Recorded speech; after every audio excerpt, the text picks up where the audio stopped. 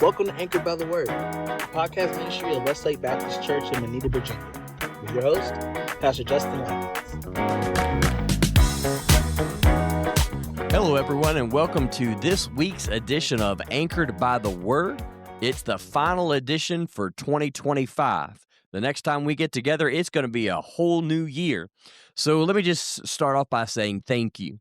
You all have made this first year truly amazing. I'm looking forward to what's to come in 2026 here on the podcast. But today I'm reminded of just how blessed Diana and I are.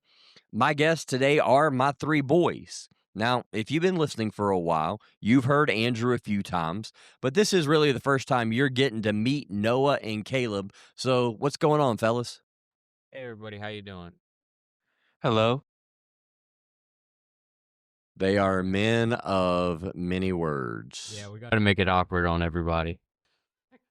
Congratulations, you did just that. And Andrew's just kind of hanging over there saying absolutely nothing, but that's okay. Yeah, my bad. I thought I was supposed to because you were addressing the other two. We're off to a stellar start, fellas. So, Noah and Caleb, I want our audience to kind of get to know you both a little bit more before we jump into our topic for today. So, you're both seniors in high school, and you're getting ready to start your final semester. So, Noah, let me ask you, how does that feel? It's stressful but exciting at the same time. All right, fair enough. Caleb, you actually reclassified this year in order to graduate early. To which I say you definitely got your smarts from your mama, and I am truly grateful for that. Amen to that. But, wow. Wow. What's it like preparing to graduate early? It's definitely interesting. It's a different thought.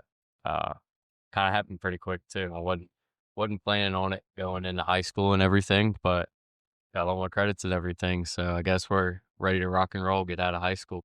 Yeah, you talk about it wasn't the plan. It actually didn't come together till I think the very end of July of this year. So literally just 2, maybe 3 weeks before you started school. But I love it. Yeah, I think it's great for both of you. But now, Noah and Caleb, you're both planning to go to trade schools after graduation, right? Yes, sir. Okay. So that really wasn't your first plan for either of you. I know, Noah, for a while you had planned to go into the military, and Caleb, you were going to go wrestle in college, but you both had challenges to deal with and to overcome that in a way really forced you to change plans. Is that fair to say? Yes, sir. Very. Okay. Spent a lot of time preparing to wrestle, wanting to go to college. So it's been kind of a big switch. Sure. And life has a way of throwing us curveballs. I know, Andrew, it's happened for you in a few different ways as well. So I think it's just about learning to roll with the punches, even though really none of us on this stage are very good at rolling with the punches. Nope. That's true. But we'll get to that in a little bit. It actually leads me into our topic for today. Let me ask you guys a question. See if you can guess the answer. A recent study said that around 30% of Americans do this thing, but only 9% accomplish it. What do you think it is? Lose weight. Okay. Something to do with getting in the gym or exercising, maybe reading books more. That's my guess as well. All right. You know what it might be? Reading through the Bible in a year. Yeah, everybody dies at Leviticus. I got to be really honest. Some people don't even make it to Leviticus. For those of you that are trying to read through the Bible in a year, just go ahead and prepare yourself right now, okay? Because you're going to have to read 3 chapters a day, every day, sometimes 4 chapters. And what's going to happen is day 1, no problem. Like 1, 2, and 3 of Genesis, we're good. The first part of day 2, it's Cain and Abel, Genesis 4, and then the wheels are probably going to fall off when you hit Genesis 5 because there's the word begat. It's the genealogies, but actually you guys are in a way right. It's New Year's resolutions. So 30% of Americans make them, only 9% keep them. A lot of times they are failed by the end of January. So let me ask you a question. Have you guys ever made New Year's resolutions? Yes. Personally, no, I'm not a plan ahead kind of. I like to plan ahead, but then the whole thing about the resolution, since I kind of just understood them as a failure from the get-go, I never even bothered. Okay, so let me ask you, Noah. In all of the New Year's resolutions that you have made, have you ever actually kept them? No.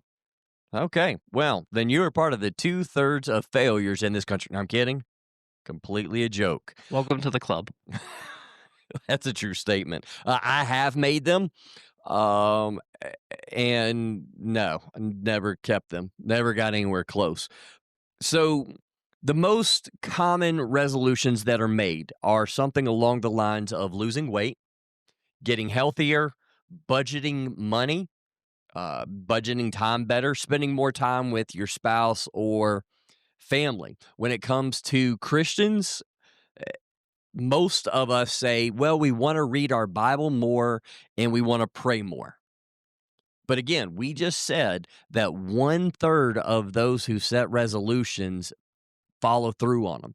That means that 2/3 of the people fail. And again, they typically fail by the end of January. So do those numbers surprise you guys? Not Yeah. exactly. Honestly, yeah, it's a little bit surprising. Those numbers are higher than I thought they would have been. Honestly, I would have thought more people set them, but definitely not more people follow through with them. Okay. Does it kind of Nice. shock you guys that only 9% admit to being able to keep them? And that's if all of them are telling the truth on keeping them. And honestly, I'm really not convinced that that is the truth. Neither am I. Yeah, it may not be. So it really reminds me of a quote I saw from Paul Washer, who leads a missions organization out of Roanoke. But Washer said, quote, "We must ask ourselves, am I doing this for God or am I doing it for me in God's name?" Let me ask you guys, what do you think Washer means by that? Any thoughts? Kind of using God's name to make doing stuff for yourself seem better. Okay, I like it. Yeah, I think Caleb articulated it pretty well. I mean, I think it also gets a little bit into the action itself is less important as far as the posture of your heart. Okay. I think that Caleb is right, but let me add something onto it to make it seem like God is saying this is okay for you to do by saying you're doing it in Jesus' name. Okay, I like that a lot. Oh, You're maybe adding his name on to the end of actions that maybe he does or does not approve of, just to kind of make yourself seem better. It's kind of how everybody looks at you, right? that's really good. I mean, like I could see somebody doing that as justification for sin. Yeah, here's the thing. If you say God told me to do it, the next thing that comes out of your mouth better be something from the Bible. Right? But again, we are all prone to do it. Well, God told me to do it, and it's kind of a justification for acting like a knucklehead. So this is a no knucklehead zone. But is it wrong to make New Year's resolutions? I do not believe inherently it is wrong. It depends on what it is. Okay. Like everything, it's how you look at it, right? I think it's kind of striving to be better. So I don't think it's wrong to necessarily strive to be better, especially if it's something about praying more, reading your Bible more, spending more time with God. I don't think that's necessarily wrong. It's just about your heart behind it. Okay. I'm even a little bit more optimistic, which is kind of surprising for me. But I think most of them are good. I think self-improvement in a lot of areas. I mean, it's shown statistically that people that eat better, go to the gym more, have better mental health. So I mean, things of that nature, I'm fully on board with. But I do kind of see where my brothers are coming from. Sure. I don't think it's wrong to make a New Year's resolution, but I do think, and Noah and Caleb, you hit on it pretty well. I think we have to be honest about our why. Why am I doing this? It goes back to Washer's quote. Is this something that the Holy Spirit has really laid on my heart and is impressing on me? I need to do this. Or is it really just something I want to do? But as a Christian, I need to sound spiritual. So I'm going to say in Jesus' name, or God told me to do it. But I think there's more to it as well. God is more interested in who we are becoming than what we do. Is that a fair statement? I'd say it's a fair statement. Yeah, he's trying to mold us. Okay. I think we can make all the resolutions we want. Go ahead, Andrew. I can definitely see that. I think maybe it needs a little bit of qualification because I think he definitely cares about the things that we're doing currently. But I definitely do. I definitely do see that God's being the big picture. I think he does see that sometimes he's putting us through challenges or trials or things of that nature to get us to the type of people he knows we can be. Okay. And Free pass to go out, drink, smoke, do whatever you feel like you want to do. yeah. So we talk about there in Romans 8. Paul says that we know that all things work together for good to those who love God, to those who are the called according to his purpose. Those he foreknew, he justified. Those he justified, he also glorified. But it goes on that we might become more like Christ, is what Paul says there in verse 29. So everything that's happening in our life is really about God shaping who we are. And so, yes, God does care about what we do. The way I think about it is, I can appear to be a really good husband, but if behind closed doors, if I'm just going through the motions and I'm not loving your mom as Christ loves the church, then it doesn't really matter what I do. Or, if I budget my money better, but I budget it so I can spend it on what I want. Is that really what God is after? No, I think it goes back to that. I think it goes back to that why you're doing everything, right?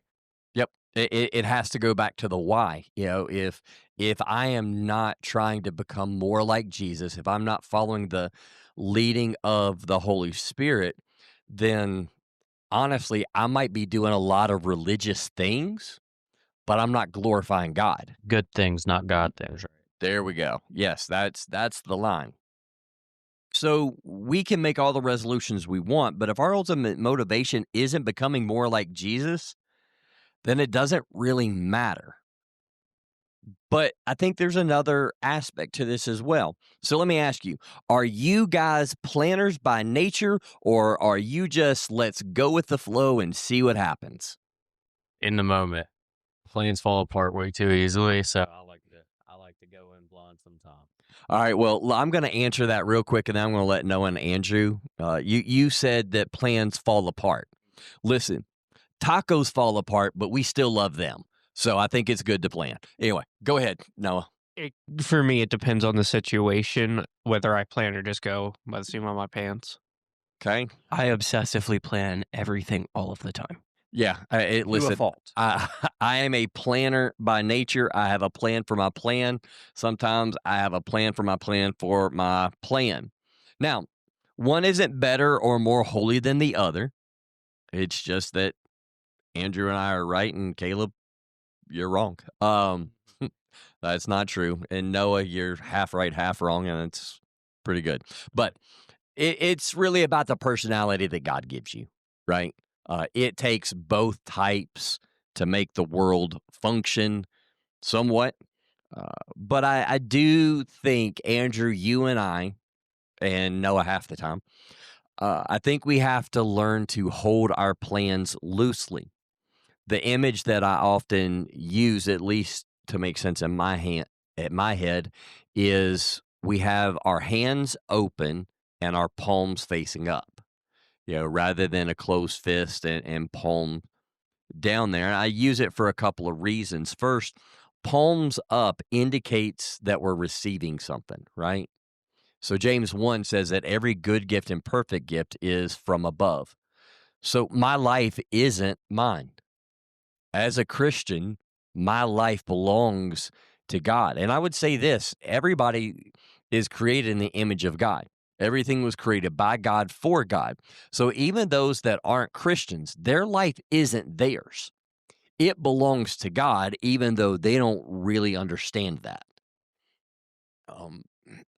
But I need God every moment.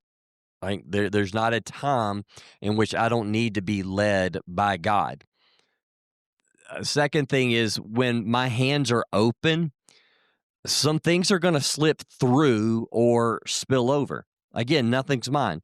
God has blessed me so that I can glorify him by being a blessing to others.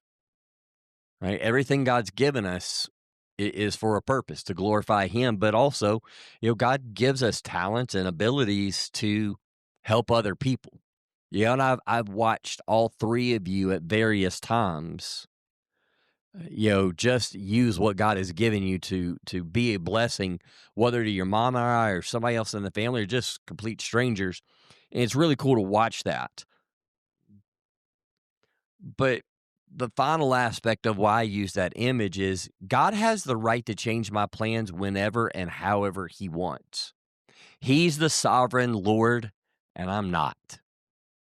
I think about Proverbs 16:9 that reminds us that we make plans, but it's God who directs our steps. So what I would say to our audience is this: go ahead, make your plans, make your resolutions if you're so inclined to do that. Just make sure that they're rooted in a proper why. Make sure that they're about knowing God deeper, becoming more like him. And make sure that you learn to hold on to him loosely, because God can and will do a course correction as necessary, including this. God will completely blow up your plans if they aren't from him or for him. You guys have heard me preach multiple times. God has no problem blowing up our plans and putting us flat on our back, because then we learn to look up. We learn to trust him in those moments. So let's end this a little bit by talking about that. How do you guys handle it when your plans get changed? See, with me not planning a whole bunch, I really try and see what God's vision is. I feel like a lot of times I get caught up in that. So when something changes or it doesn't play out how I think it should, it can definitely be a confusing thing for me, because I've got sort of an idea of what he wants, but then it doesn't look how I think it should. I fall into where I just go into an absolute panic and get very upset if my plans aren't, when I do plan, don't go accordingly. Okay, that's fair. Take Noah's panic and raise it to the 12th degree. As some people may know, I have a severe form of obsessive compulsive disorder. So when I do not, when my plan does not come out, not just even if the outcome is the same, but if the steps along the way aren't exactly how I envisioned them, then it sends me into days-long freakouts. Yeah, well, listen, Caleb, you're the oddball in this one, because Noah and Andrew get it honestly from me. I should be really used to it by now, because like you guys, I had plans for what my future was going to be, and God said, hey, watch this. I was a ball player. I felt like I was created and put on this earth to play baseball. I am by nature quiet, shy, and introverted. And so God said, hey, watch this. I'm going to call you to be a pastor. Start a podcast and talk to people on the internet too. See, I'm okay talking to them on the internet because they don't have to see me. But listen, God will change plans. And to stay in one place for almost 20 years and have 4 children, at least one of those being that she's adopted, was not in the plan. That is very true. I'm going to venture to guess that all 4 of us weren't in the plan. Actually, no, that's not fair. Your mom and I, when we first really started dating, we both talked about how we wanted to have a family, and we had always said that we wanted 4 kids. That was our plan. Of course, the funny thing is, you 3 broke your mama in different ways. You just broke her body. Um, uh, each of you each of you put various stress on your mom's body, and so eh, this we'll talk about it a little bit. Literally, Andrew, when you were born, your mom had some post C-section bleeding, and I remember that first night thinking that there's a real possibility that I'm going to take my son home and have to bury my wife. That was one of the most terrifying nights of my life. Uh, Noah, you were just too sweet, so you gave your mom gestational diabetes. Not much has changed, but you were actually the easiest of the 3, and Caleb, you shot her blood pressure so high that she actually was close to stroke level. And most of the time, the ladies listening, preeclampsia, what that is, and it went into eclampsia. So they had to go ahead and deliver you a month early. And normally, once the baby is delivered, the woman's blood pressure, everything goes back normal. However, that wasn't the case. We actually stayed in the hospital for 8 days. And I say this not even being funny, but as a result of those pregnancies, Diana has some brain damage. Um, and so, with 3 high risk pregnancies, 3 C-sections, we followed the doctor's advice, and she had her tubes tied once Caleb was delivered. And, so our plans kind of changed right there, right? We were like, all right, well, we thought we would have 4, but no, this is where it's over. And so it was just kind of one of those things. Okay, God, we're going to trust you. And I'll leave some of the details out, but your mom and I, we kind of questioned when she had her tubes tied, were we putting more faith in the doctors than we were God? And we wrestled with that for a while. And then, a few years later, God says, no, I'm going to give you a 4th. And it's going to be the little girl that I had always wanted. And it wasn't by normal means. I love your sister dearly, but I'm going to tell you, being a girl dad has been a challenge for me. Should have quit while you were ahead. That's not fair. I wouldn't trade your sister for anything.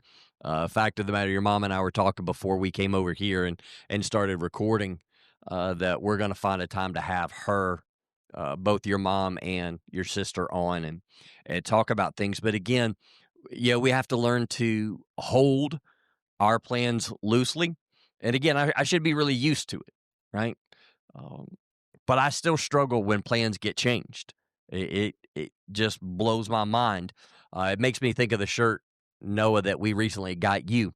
'Twas the tism, my lord. There's a lot of truth all the way around there. But let me ask you guys, how would you encourage our audience to handle life's interruptions and changes? Anything that you can think of? Pray. Pray and be in the Word. That's how we can communicate with Him, and I think that's going to be the greatest piece that you can get is truly just communication with Him. Okay. I'll go since Noah doesn't appear to want to. Yeah, kind of hard to follow that because that's probably the best way to do it. But I think doing a little bit of what Caleb does and if you prepare yourself for your plan to be changed and just have the plan and follow it until it gets changed, but I almost expect it to, then when it happens, it won't be nearly as shocking. I think a lot of the stress just comes from we get locked into our plan and we get tunnel vision. And then when it changes, we just weren't expecting it. You get more trust in your own plan than in God's. I Yeah. think that's one thing we really have to trust, that He wants the best for us. And so His plan might not be the greatest, most fun thing ever, but it's the best thing for us.